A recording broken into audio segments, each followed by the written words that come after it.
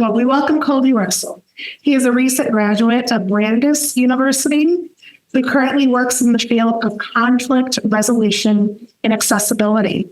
In the late 2018s, due to a perfect storm of triggers, including stress, lack of sleep, medication, and most importantly, daily high-potency cannabis usage, Kobi had a severe and prolonged episode of cannabis-induced psychosis, or CIP.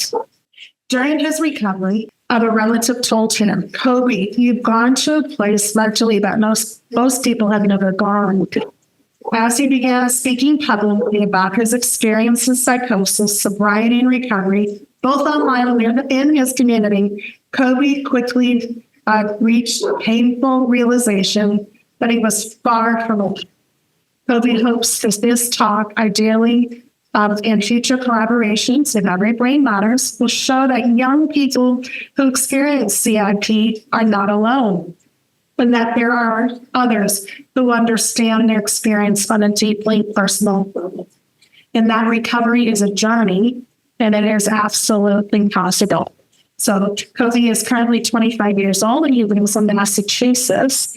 And he enjoys getting active in nice weather and hides outside when it snows.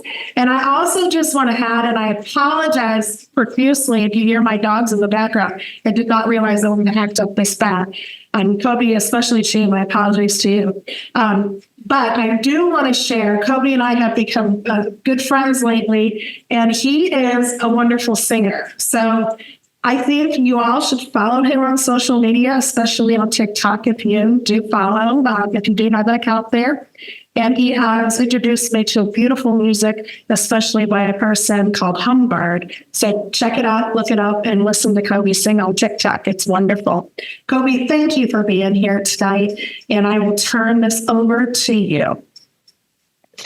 Thank you so much, Aubrey. That's an incredible introduction. I really feel honored to be here, and I found out about Every Brain Matters through TikTok, and someone said, "Have you heard about this organization?"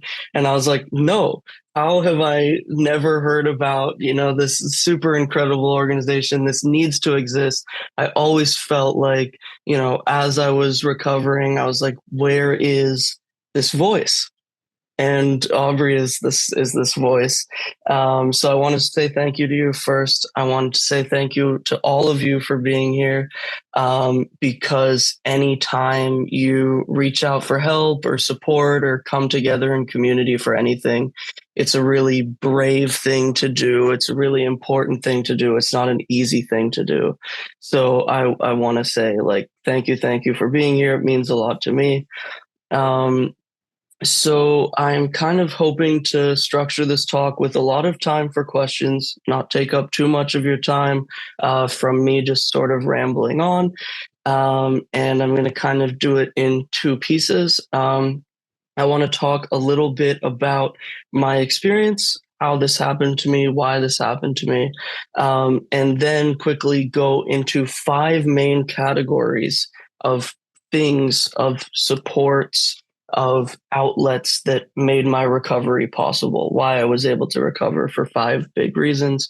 And then I will reveal a secret 6th element of recovery that I think is also very important.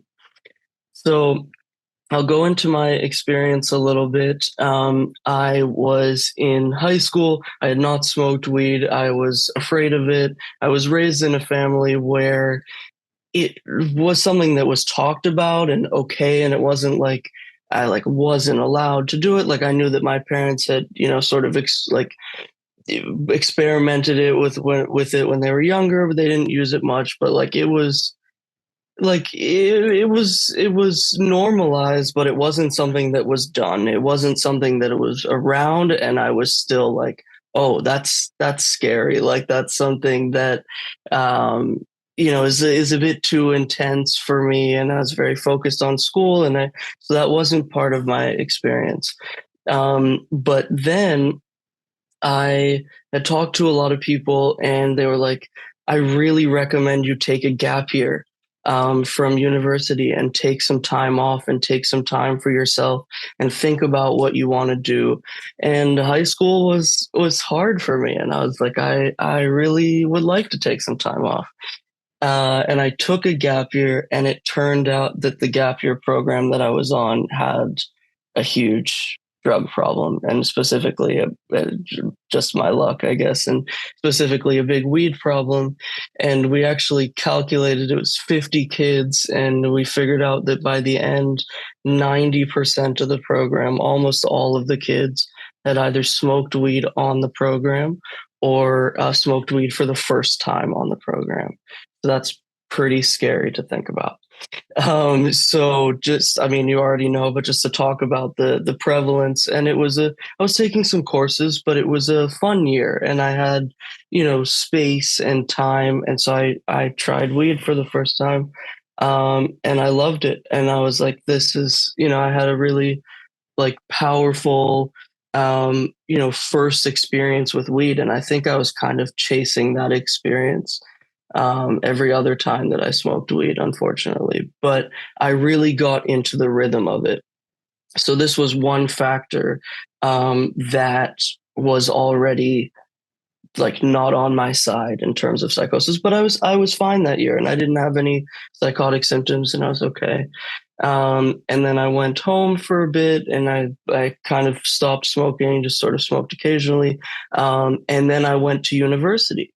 And I think a big mistake that I made was going into university with this gap year mindset of it's okay to smoke weed all the time, and university is just a place to have fun and just hang out with people. And that's not all university is. And so I went in, and I was also really desperate to make friends. And so I found the stoners. I found the people who smoked weed, and I fell right back into that cycle that I had been on the gap year of smoking more and more. But I was going to school in Canada, and this was like the day that cannabis was federally legalized in Canada was like one of my first couple of days or weeks of university. So there was that too. And it was very easy to access weed. So I'm getting weed from dispensaries. It's not fully regulated. It's very strong. So that's the beginning of that perfect storm. I was enjoying weed with my friends. And then kind of the beginning of everything was I had spent a lot of money on weed all at once. And my parents found out about this. They're like, "Oh, how are you doing?" And I was like asking them for money or something. And I was like, "Yeah, I ended up spending all this money on like thousands of dollars, like way too much money." And I felt really, really bad about that. And I was like, "Oh no, I made a mistake." And it was like a high mistake, right? Like it was, and I was like, "I made a mistake." And I was like, "I'm sorry, I'm going to stop smoking completely." And so the problem with that was that weed had become my everything, and it had become my regulation. And so it was what put me to sleep at night, and what was sort of running my appetite and helping me eat enough. And I had been using it to cover up a lot of anxiety and a lot of insecurities that I had and fears that I had. So I stop, and all these things come back. All these anxieties come back, and I'm really overwhelmed, and I'm trying to process everything, from high school and things that like I hadn't really thought about fully. And I have nothing to mitigate that. And then I'm not able to sleep at night because I'm not smoking before I go to bed anymore. I'm not eating anymore. I'm not interested in eating. So I'm not sleeping. I'm not eating. I'm very stressed. And then I was trying to do school. I was still trying to do school through all of this. And I was like, what's the best thing that I can do to get back on my work, my school load and everything like that? And I had Vyvanse, which was my ADHD med at the time. And I'm like, I'm going to take that. Focus. Bad idea. that added to all the cannabis and all the dopamine that was in my brain, because it just creates more dopamine. And within a week of quitting weed, I was psychotic and in the hospital. And, you know, extremely scary for me. I had no idea what was going on, but also extremely scary for my parents, who really, some of you have already talked about, like, you've kind of seen your kids sort of experience this and have this happen, which I imagine is extremely, extremely tough. But my parents had no idea that there was anything wrong, or that, because I was away at college in a different country, and they didn't realize how much I'd been smoking. And suddenly I was psychotic, and they were freaked out. So that was, turned everything upside down. And then what followed was a couple months of being in and out of the hospital, experiencing symptoms, auditory, visual hallucinations, disordered thinking, like feeling removed from my body. There were just times where I couldn't really do anything. I was just stuck in my bed, and I wasn't really able to function. And then it was interesting, because one day I had gone on a family vacation, and I was still very psychotic during that. And then I came home and started feeling a little bit better. And I don't know if it was like a shift of surrounding or something, or the act of coming home, but like one day I started having less symptoms. And so then my recovery began, and I had to figure out how to make sure to keep that the case, and continue to feel better. And I wasn't feeling good, and I was still having like symptoms here and there, and I was very afraid that this was going to continue. But these are the main things that really helped me. So maybe the biggest one was family support. And that my parents were there for me, and they kept sort of saying, hey, we're your parents. Like, I didn't recognize them at first, and they're like, hey, we're your parents. And we really care about you, and we're here for you, and we're not, judging you for what happened. They were definitely a bit angry and a bit confused, but they were trying to put that aside in order to take care of me and be there for me. And then there was a point where I was like, okay, these are my parents, and they do care about me, and they want me to feel good. And being able to spend time with them, and them coming to the hospital and stuff like that, I wouldn't have been able to recover without them being there for me. And I also left school, and I withdrew. And I think if I had stayed in that community where people were doing drugs all the time and getting drunk all the time, and it wouldn't have worked. So I felt really lucky that I was able to come home to a household that was able to receive me, as much as it was really tricky. But I will say this about family support, which I know that is that it's exhausting, and it's really scary, and it's not easy. And so I will recommend taking breaks and taking time for yourself, and connecting with people who are stable and sober, so that your whole existence is not dealing with someone in psychosis. Because I can't even fully imagine what that was like, because I was in psychosis while people are dealing with me. So it's it's kind of hard to think about all of what they were experiencing. But making that time for yourself as well as the time for the person you're supporting, I think is huge. But continuing to try and continuing to be there, like sometimes someone who is psychotic won't talk to you and doesn't want to make space like you've talked about, but checking in every so often if you can, so that they know that you're there is something that made a huge difference for me. Um, Number two is medication. And the medication that ended up working for me, which I'm still on a small dose of, is Seroquel. So this is 5 years now since my psychosis, and I'm still taking it to make sure that I feel really confident and really stable in my brain. So that's what we were kind of already talking about.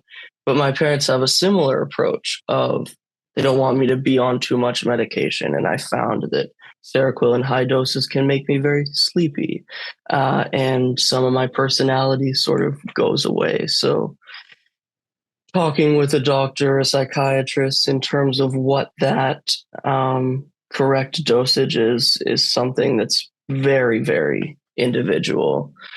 Um, and then a medication that did not work for me that I was put on the second time that I was in the hospital was haloperidol. And it's an older psychotic medication, and they told me that in the hospital, but they're still like, we need to clamp down on your symptoms. It's pretty strong. We're going to try it. And it gave me like real like muscle tension, and I was kind of catatonic, and I couldn't move my jaw. And so then I started taking something to relieve that tension, which then gave me night terrors. And that was Cogentin. So that medication combination, Haldol and Cogentin, something that did not work for me.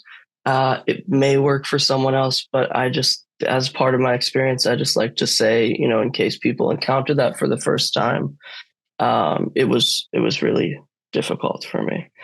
Number three is quitting weed completely. And I stopped cold turkey, and obviously that was hard. And I talked about how being off it, but still having it like in my head, in my brain, in my system, along with all the stress, is a big part of what triggered my psychosis. But so then I was psychotic and not smoking weed, and I was like, this is really weird. The doctors are telling me it's related to weed and stuff like this. Like, what if I just start smoking again? Like, maybe this will solve it. I'll just go back to normal. Everything will be fine. I'll be enjoying myself again. And my doctors were like, that's not how it works. It's gonna make it worse. You don't want it to get worse. And just see if you can live with the idea of being off it for a long time, maybe forever. And so I had to, separate myself from people who were smoking weed all the time and not spend time with them. And that was really difficult. But that was a part of my recovery, was finding new communities and new friends who weren't weed based. And finding other things to distract my brain, or other oral fixation things, chewing on gum if I want to smoke, or you're feeling like I just like really want to smoke. Like, let me go write something. Let me go like write a little journal entry. Let me go walk outside, like replacing it with things, like many, substance issue disorders, or issues, is something that was helpful for me.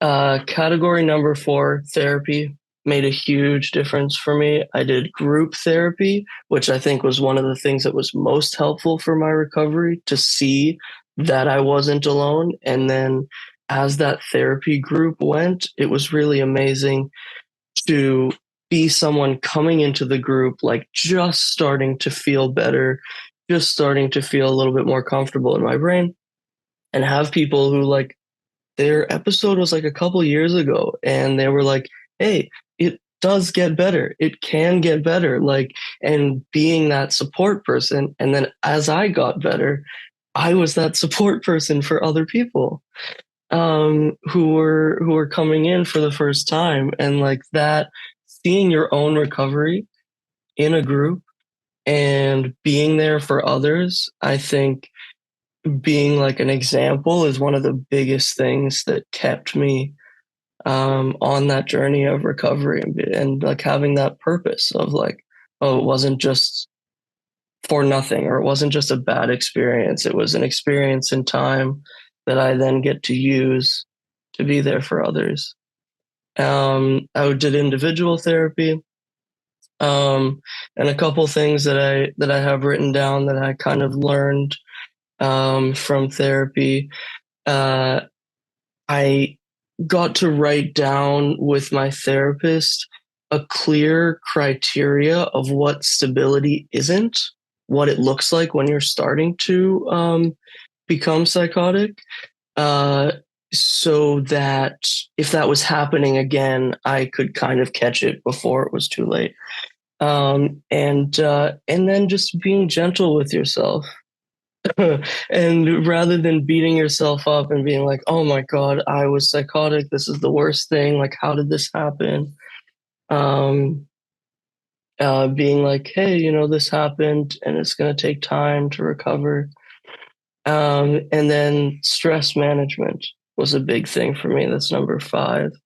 Exercise was really important. And I found for a while I had to avoid screens because there's a lot of stressful content, things that were scary, things that were triggering, and also content about weed.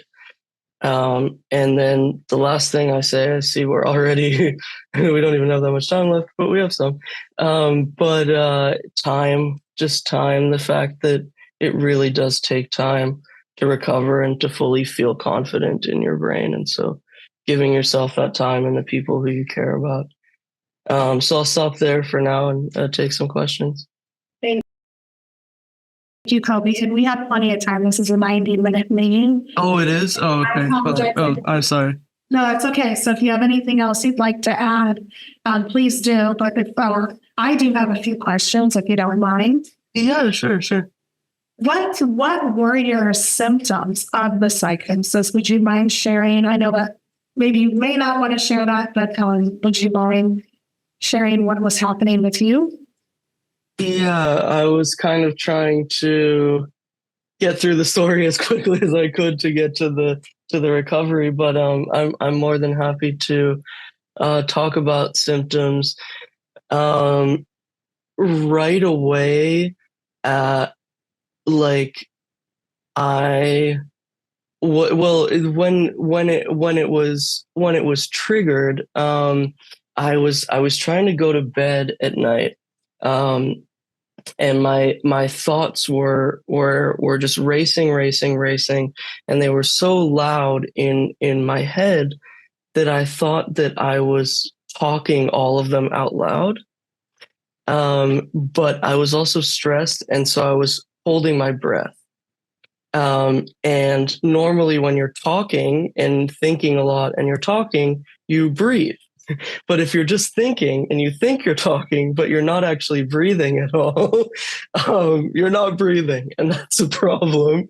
And I was holding my breath for long periods of time. And I was so stressed, and I was starting to feel like I was going to pass out. And so then in my sort of developing psychosis brain, I was like, if I go to sleep tonight, I'm going to die. And I'm not going to wake up. And I called my parents, and I called my uncle, who's a psychiatrist. And I was like, I think I might die. And they were like, that's probably psychosis. Would you go to the hospital? I was like, no, I'm fine. And they're like, no, you're going to go to the hospital. And then in the hospital, like the fact that I was in the hospital and I was going to the hospital, and then I think maybe even before that or right around then, I was also like withdrawing from school, and school was very important to me. And I couldn't process that all of this was happening at once, and that I had spent a lot of money, and that I had smoked so much weed, and I felt really ashamed about it. And so that was like the cannabis in my brain, part of the psychosis, but also it was a break from reality, like maybe a classic psychotic break that I was like, I can't accept what's happening. Like, this is so terrible. And so I started to believe that I was back home, back home in Boston, even though I was in Canada. And I was like, what if my parents had created this whole simulation of me going to college so I could get to like try it for the first time. And now this is the end of the simulation. I was like, none of this is real. None of this is real. I started to finally, as I was in the hospital longer and got on medication, I started to accept sort of where I was. And then it was similar from there, similar hallucinations of thinking that I was in different places, seeing things in hallways in the hospital, smelling things. Yeah, and not really knowing like which of my feelings and emotions as well were real and which of them were false. Would you mind describing what some of your visual hallucinations look like? Yeah. I had visual hallucinations of spiders, which was really terrifying. So spiders in different rooms and on walls and stuff like that. And this fear that a giant spider was going to come and chase me. I never actually saw it, but I had a feeling that it was there. I had a hallucination once that there was a big hole in the floor in the hospital. And this was during a period where I kind of felt that I had been separated from my body. And I was like, if I jump into that hole, I will be reunited with my body. That was interesting. Yeah. What about your, I had never heard this before, but you said you were tasting things that and smelling things that weren't real. Yeah, more more smelling than tasting. I think there was a couple, but one of them, unfortunately, was like poop, was like the smell of poop. That was really gross. Oh, I'm so sorry. Yeah, where there wasn't, like not near a bathroom where, yeah, that was tough. And did you have any auditory hallucinations too? Yes, I heard a lot of voices, a lot of people talking to me, either from inside my head or like right nearby, that I could also kind of tell were not there. Did you decipher what they were saying to you, and were they all talking at once? They were mostly talking at once, yeah, and sometimes. But then, how did you get to the hospital? Were you in contact with your parents, but they were in the U.S. and you were in Canada? And did they talk you into going to the hospital, or how did you get there? They did, yeah, but I was really lucky. I had a family friend who was in the same city that I was going to university, and she came to the university and drove me there. Okay. And you went willing because you knew you were feeling good. I did, yeah, I did. When you didn't resist going to the hospital at first, and you had 2 hospitalizations, is that true? Yeah.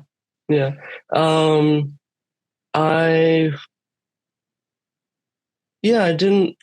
didn't really want to, because I think that was also kind of like accepting that something was wrong, and like taking time off from school, and yeah, but I was convinced pretty quickly because I just really wasn't feeling good and I was really afraid.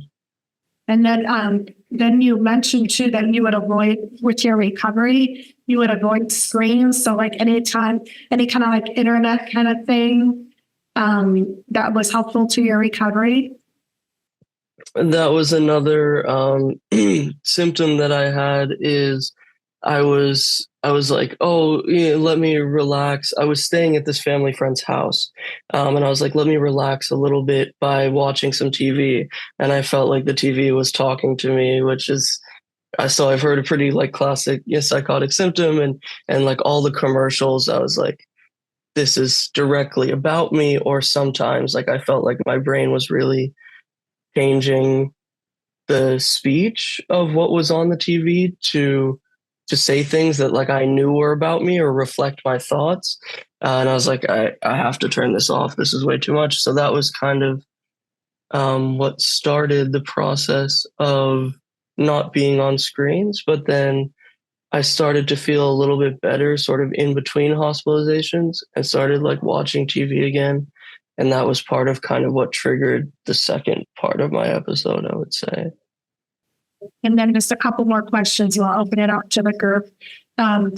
Did you say you bought the cannabis vapes in Canada at first from their stores? Did you get your products from the governmental regulated stores? It was a mix. I would say a lot of it was from dispensaries, but sometimes from friends. Yeah. And were you mostly vaping the cannabis, or were you using other products?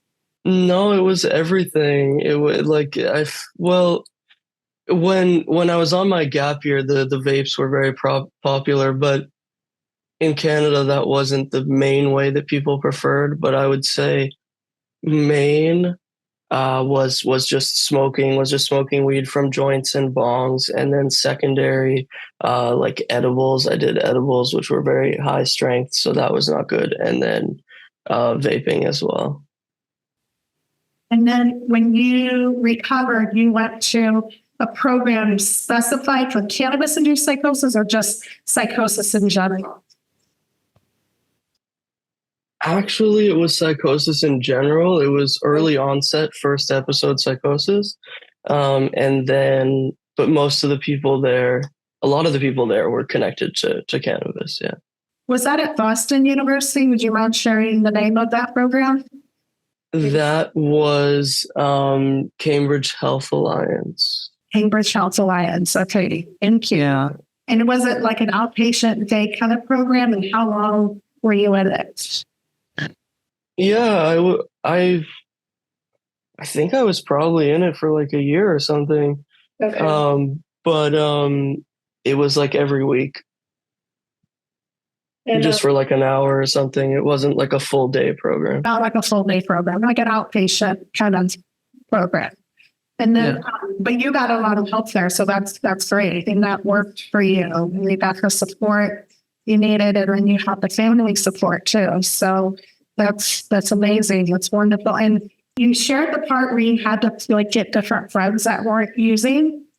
And I can't imagine how hard that was. Was that difficult for you because it's so part of your peer culture. So was that difficult for you? Thank you for saying that. Yeah. I think absolutely that was one of the hardest parts. That's part of that perfect storm that I kind of try and talk about, getting off the weed, feeling stressed, getting onto the Vyvanse, the ADHD meds. But then also like I was like, okay, I said like, I was like, I'm never gonna smoke weed again. I realized I was having a problem, and I had spent a lot of money on weed. And I was like, I'm just gonna stop. But when I was talking with my family on the phone about this, I wouldn't agree to an amount of time that I was going to stop for. Like that was like too scary for me, because I was like, what if I restart during that amount of time? And they were like, just try for a week to start. See if, and again, by the end of the week, I was psychotic, but they were like, see if you can commit to a week of not smoking. I think that will be good for you, especially if you're doing it all the time.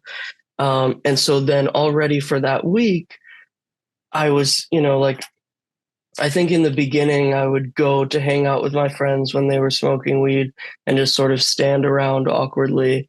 And then I was like, no, I can't do this. Like, this is too tempting or whatever. And I lost a lot of friends like immediately. from that. So it was really, really hard. Yeah. Yeah, and you were only like 20, right? So Yeah. 19, 20, that's a really like hard age to lose friends, you know. So Yeah. thank you for sharing that. One person asked in the chat, what was the first medication you were on? Can you repeat that again? Yeah. Um, so they put me on Seroquel and it wasn't enough. And I became psychotic again, even though I was getting better. And so then they put me on Haldol. Yeah. All right, thank you. Okay, now we'll open it up to the other participants here, and please just unmute and ask your question or raise your hand. Hi, Kobi. Thank you so much for doing this. This takes a lot of courage, and I can tell you from a parent to hear your story. It's very it validates us that we are not alone, and that this isn't something that our kids are dealing with, and it just came out of nowhere. So I always found these groups to be very helpful, and in my early experience with this, I always call Aubrey my oasis, because I was lost. Honestly, I was lost. I had no idea what I was dealing with. The doctors, I'm also in Canada, and the doctors don't quite know what they're dealing with, because what they're equipped with is DSM-5, right? And that's all they're looking at. The DSM-5 says that if you're coming in with a psychotic break, you're showing grandiosity, you're showing this, and this, then we're really dealing with either schizophrenia or bipolar disorder. So that's the first thing that they're trained to do, right? And so that's scary for a parent to have something happen like this out of nowhere that you've never dealt with before. To hear those words, it's very scary. And so thank you, Kobi. It's great to have people like you sharing and being so brave and so open and so normalized, normalize it in the sense that it's okay. It's okay. If, we all go through this, and we come out at the other end even stronger. My question to you is, during your recovery process, did you find that you went through periods of hyperactivity and then depression, hyperactivity and depression? Did you find that sort of pattern with your recovery up to this point? Or was it just the psychotic break and then back to some sort of normality? Thank you. Yeah, that's a great question, and I agree with what you said. That I hope it's changing, because I imagine that since legalization in Canada, same with what's happening in the U.S. I imagine that they're experiencing and meeting more people with psychotic breaks, unfortunately. So I'm hoping that the doctors are learning something. But that was my experience, is that they kind of pretended that they knew what they were doing, and they really did not. So I want to validate that as well. I think so. I think I definitely, like, during my psychosis, had more up and down days, like days when I was really chatty and like wanted to exercise a lot and work out, and like feeling like I was like kind of like wanting to like crawl out of my skin. So I was like, I need to do something. I need to do something. And then there were days where I was tired, and I was tired of being psychotic, and didn't want to do much. But I feel really lucky. I feel like it's amazing to say as a young person that I feel like I haven't really experienced depression, like a true depression. And I had days where I was kind of sad, and I was sad about like, oh, I'm not smoking weed anymore, and I don't have those friends anymore. And like I did a lot of in the hospital, like processing things that happened in my past that were tough, just because I had like time, like looking back. So those were tough to think about, but I didn't think of it as a depression, and I didn't think of it as like, oh, I really can't do anything because I'm so low, and I'm so there's that. But then as you know, I'm still technically on a recovery journey, and I've had a couple manic episodes, and I realized that I do have that potential to go into hyperactivity. So that's very much a thing for me, and it was earlier and now. Wow, that's sorry, just a follow-up question on that. So you find that you still have that propensity for a hypomanic episode, which is why you're on the Seroquel, I take it. Yeah, exactly. And so what have the doctors said about that, Kobi? Is that something that they're hoping that your brain will resolve itself, or is there something that you're going to be dealing with? Have they said anything related to that? Because I'm finding that my son is dealing with the exact same thing you are. It's been 3 years, but we do get to those episodes sometimes of where he's up, and it's we're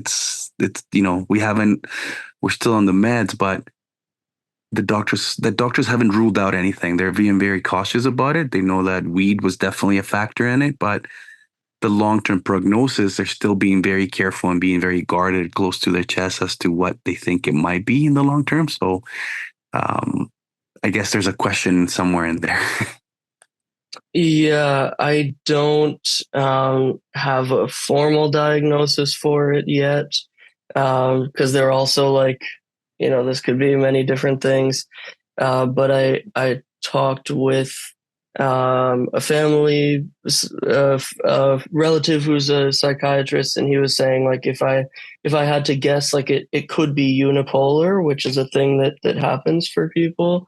So like bipolar, but without the two sides, just sort of the, like you said, propensity for hypomanic and hypermanic. And yeah, so I don't know exactly what it is, and I think it's something that always could be a risk.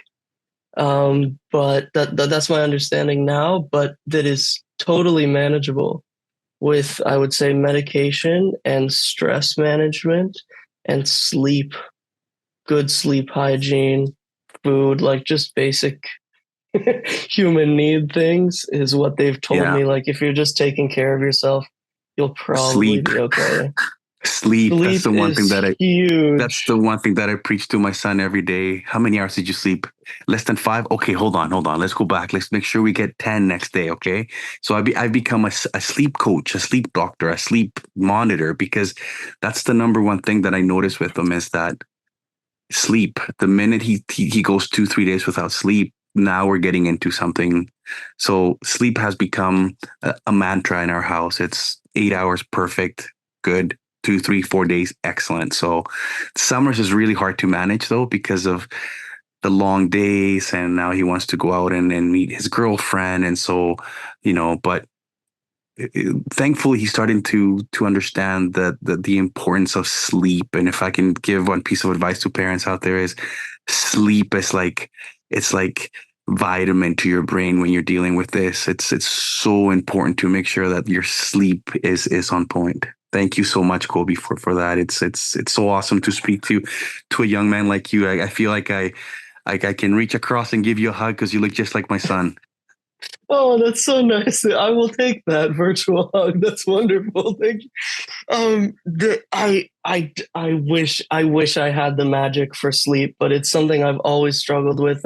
There's some people who like love to sleep, and their favorite moment at night is just lying down and like going to sleep. And like I feel like someone who I'm like if I didn't have to sleep, like maybe I wouldn't.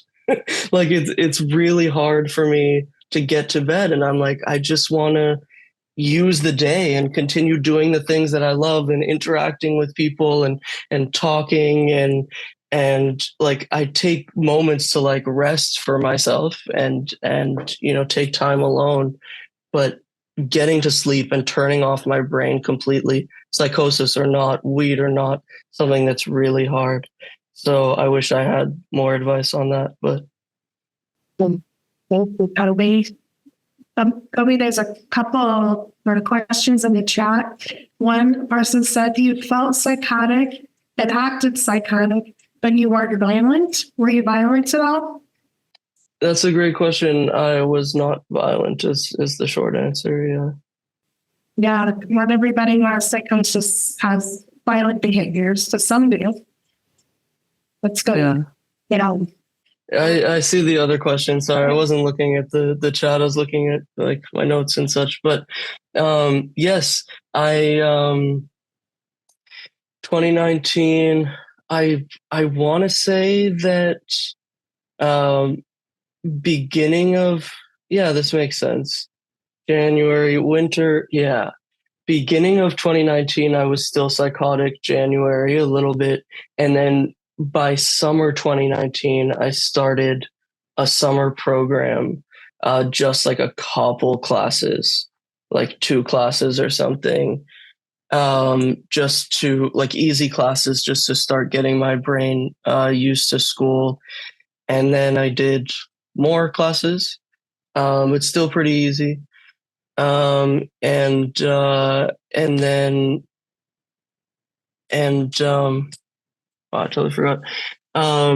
More classes, and then COVID happened. That's what I was gonna say. And then COVID happened, and I was in university, and we went online, and to do classes online when I was like still trying to like recover was really tough, and it was really tough to focus.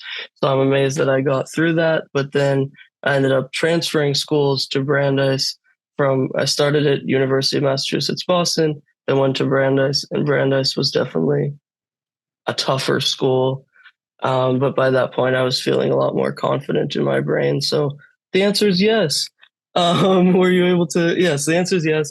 Eventually, I have 2 jobs now, so I'm working full time between those. I did some like service industry stuff as I was recovering, but it took me a while to get a job. Yeah. and when did you see the other comment? Kobi, you are. Yeah. See, what would you say to another young adult who still denies the association with weed, says the behavior is just part of his unique personality? That's a good question. It's an extremely tough question. I just posted a video on TikTok about this, and the first comment was Aubrey saying like, "Hey, thanks so much," and the second comment was someone saying like, "How could you possibly say that weed causes psychosis? Like this is not a thing. Like weed is like super safe," and that comes up a lot, and it's hard to convince people because there's so much in the media of like I think about like Snoop Dogg and like big figures who smoke weed, and it's just like normal, and it's just like like it's so fun. Like alcohol's the scary one, alcoholism, like but weed is like just like fun. But what would I say? I mean, I mean, me personally, I would probably talk about my experience and be like, hey, I talk to doctors, I talk to people who know this stuff, and psychosis, a big part of it is dopamine, excess of dopamine in the brain, which causes hallucinations, and weed creates excess dopamine in the brain. And I would also like talk them through like, so I'm working an academic coaching job, and some of the strategies we're talking about is students talking about like, what are the pros and cons of something so that they can kind of see for themselves if it's working or not, rather than just telling them this is not working.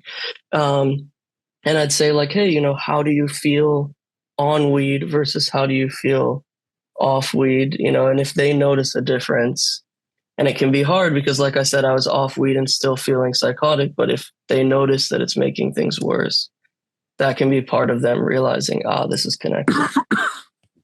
That's a very good point, Kobi. You did mention that a couple times in your talk where when you're withdrawing from the weed, the psychosis gets worse, right? And that is a very commonality I have witnessed myself, and I hear other parents too. It gets worse before it gets better. And then they want to go back and smoke to, thinking like you mentioned that too, that I'll just smoke some more and it'll cure what's happening, and trying to talk somebody into believing something they don't believe is probably not going to work. It's just that actions. And I'll talk about Elizabeth's points a little bit. Thank you so much for saying that I should be proud of myself, and I'm glad that this gives you hope, and I hope that you do have hope, and I believe that, you know, things can get better. Yeah, it's talking about, you said like it isn't easy to like share or open up about this, and I want to talk about that as well a little bit. Like for a while, like telling people that I had a psychotic episode was something that I was like really, really scared of and really ashamed of. And I was like, there were some people where like it was relevant, and I was like, I can't bring it up. I can't say it. And then through talking about it more and seeing that I wasn't alone and seeing that people wanted me to talk about it, like online and stuff, that was how I became more comfortable of just telling the story a lot of times and being like, hey, this is something that happened. Do I plan on being 100% sober? My plan currently is to not smoke weed ever, because I don't even have the enjoyable experience in my mind really anymore. I've almost forgotten like what it was like or why I did it or why I felt like I needed it. It's been long enough now. So like I don't feel that pull to it, or like, oh, I really need to do this again. And I feel like I'm so much more productive and so much more myself. And I was in the group, the recovery youth group, and I was talking about like I feel like I can process my emotions so much better without something like weed in the way. I do drink occasionally. I feel very lucky that like I didn't fall into a relationship of using alcohol. Like I was always very like drink a little bit every so often for fun or to enjoy like the taste and the experience, but like don't go crazy with it the way that I did with weed. So that's still a part of my life. And then I haven't really found another drug that like affected me the way that weed did, but I also haven't really tried other drugs. So I guess that answers that. We hope you don't, Kobe. Yeah. Yeah, right. Yeah, for sure. Those are great questions. I love the way you handle it too, Kobe. Like where I'm like, oh yeah, Kobe, thank you for speaking out. I know there's Elizabeth too. She will support you, and then somebody's like, oh, you're lying, but you handle it with a lot of grace. You don't get an argument. So you've got a lot of great skills for being such a young man. Oh yeah, TikTok. I think it's just Kobi Russell. Is it called? Look it up. Yeah, I think it is. Yeah, it should be. And Stephanie, you have your hand up? Yeah, it's just at Kobi Russell. Yeah. Kobi, this has been just amazing to hear. And like others have said, you should be so proud of yourself for how you have kind of addressed this head on and recovered and are still in recovery.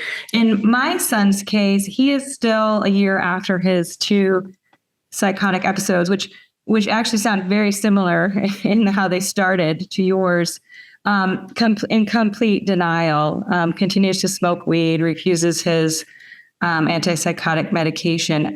Do you work in any capacity with other young people who've gone through this, or have you seen anything that, you know, parents might have done that could help somebody who was really unaccepting of what had happened and what he might need to do to take care of himself? I think for me, like with the group therapy that I did, I also got to talk to some parents in a couple sessions, and they were like, that's something that was really helpful for our kid is getting them around other people their age and getting that peer support of people saying like, yeah, you know, the same thing happened to me and I realized that I had to change, essentially. And I do want to start doing more of that work and kind of maybe like meeting with people one-on-one. But in terms of like what the the best thing is for parents to say, I guess, giving positive alternatives, and things that people can fill their time with to keep busy. But I'm not really an expert on that. But I also want to tell everybody that Kobe's mom is going to come talk to us in October. So please tune in for that. And so she's going to give us feedback on how she responded to Kobe's cannabis psychosis. So that'll be really good to hear her perspective and how she walked through that. But go ahead. And sorry, I keep talking so much, Allison, you have your hand up. I didn't mean to delay your comments. Yeah, I just want to, can you hear me okay? Yes. Okay, I just wanted to say, kind of echo what others have said, Kobi. I'm so incredibly impressed and inspired, and grateful for your share. And it sounds like the work that you're doing through TikTok to help other kids and adults, understand what's happening with today's cannabis. I work at a drug and alcohol rehab center for 18 and up, and we see cannabis-induced psychosis a lot, and it is still considered a new condition, and there's a lot of research that's happening as we speak. And one of the other ways I've been pretty active is also trying to just spread awareness about the industry and the legalization and what we call profit, addiction for profit industry.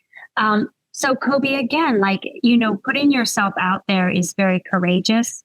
And I can assume you're probably experiencing a fair bit of backlash, not just from other teenagers, but maybe people in the industry as well. So what you're doing really, really makes a difference. I hope you already know that. And I'll also say, I love that, the emphasis on getting enough sleep, eating well. I have one of my daughters is struggling.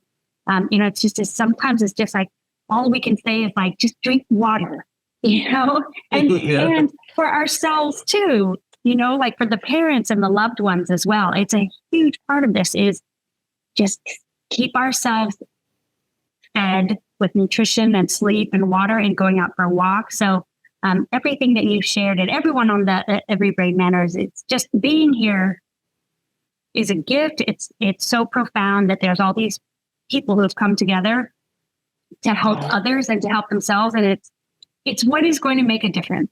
So, it's just so wonderful to hear having you speak and having the other parents here as well. So thank you. Yeah, of course. Will be the advice or suggestion to these young adults smoking weed, still not accepting weed is not good to them, but because it is allowed, they go on and on. Yes, I have. I have video series on TikTok, talking about my story. But I also wrote the whole thing out on my Instagram. I can share that with you. I think that's the big question. I'm still thinking about to young adults who are really. I think the biggest thing for me has been offering that alternative story. I see more and more. I think this is really amazing. Actually, I'm seeing young people on Facebook share stuff if someone says, I don't drink, don't say to them, why? Why don't you drink? How come? It's so fun. Say, okay, that's fine. You don't drink? That's fine. And I want to give out to young people, it's okay to say, I don't smoke weed. That's not something I do. It's you do it? I don't. That's fine. And to have people be and can you as a young person just accept that and not be well, but it's so fun, but you're missing out, but you really need to try this. I think so I think it seems like it's a little bit further along with people accepting people who don't drink because it's a problem for them. But with weed, there's a lot of work to be done of a lot of people think everybody does it. It's just the casual thing that everyone does and telling young people you don't have to do this. There are other things that you can do for fun. And then I